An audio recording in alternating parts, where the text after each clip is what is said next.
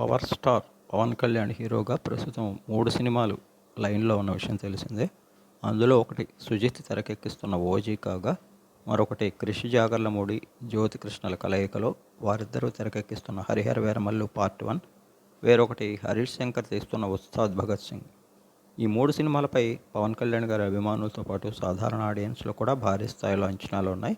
అయితే వీటిలో ముందుగా హరిహర వీరమల్లు మూవీ మే 9న గ్రాండ్గా సమ్మర్ కానుక ఆడియన్స్ ముందుకు రానుంది.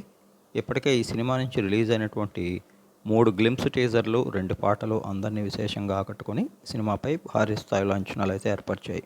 ఇక పవన్ కళ్యాణ్ గారి ఫ్యాన్స్తో పాటు ముఖ్యంగా ఆడియన్స్లో మరింత భారీ హైప్ ఉన్న సినిమా ఓజీ.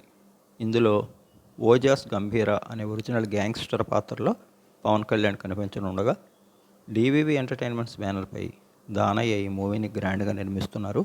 ప్రియాంక మోహన్ హీరోయిన్గా నటిస్తున్న ఈ సినిమాని సుజిత్ అన్ని వర్గాల ఆడియన్స్ని అలరించేలా అద్భుతంగా తెరకెక్కిస్తున్నారు.